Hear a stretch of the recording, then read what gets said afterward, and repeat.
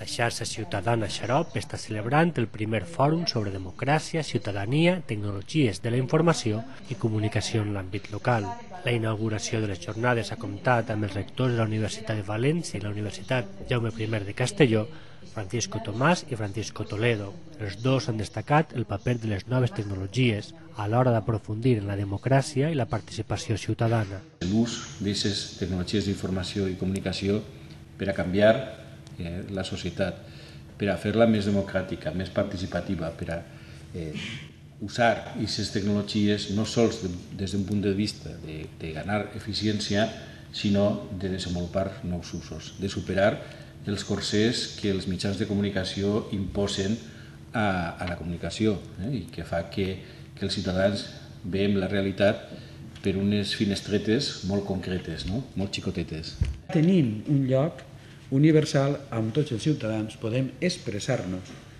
podem fer que la resta dels ciutadans coneguen la meva opinió fins i tot particular i personal, i no només del jo mateix com integrant d'un grup, i això ha de tindre transcendència en el govern de la ciutadania, en el govern de la nostra societat.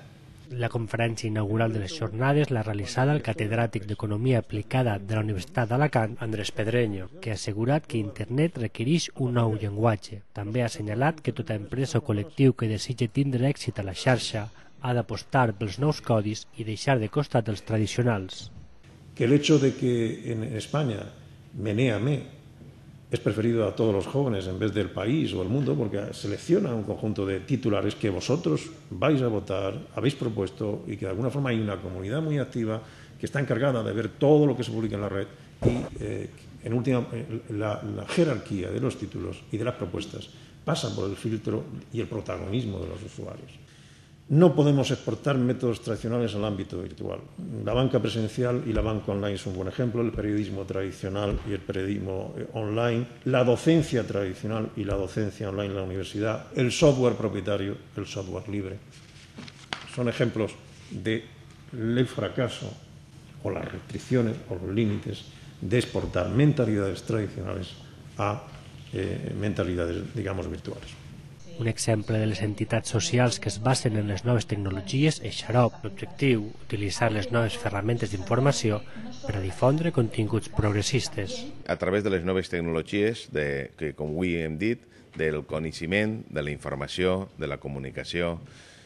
puguem millorar la visibilitat i la formació i el desenvolupament de les organitzacions socials valencianes i, en aquest cas, progressistes. Progressistes en el sentit d'aquelles organitzacions, associacions, plataformes, col·lectius,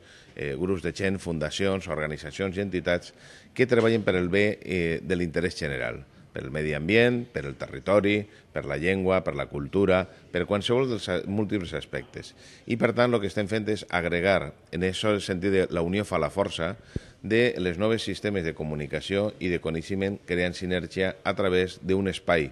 inicial que crea massa crítica, que és un portal web, d'alguna forma, però que també facilita molt la comunicació amb els usuaris i amb els ciutadans i ciutadanes valencians. Les jornades continuaran demà dissabte a la Biblioteca de Ciències Socials del campus de Tarongers de la Universitat de València.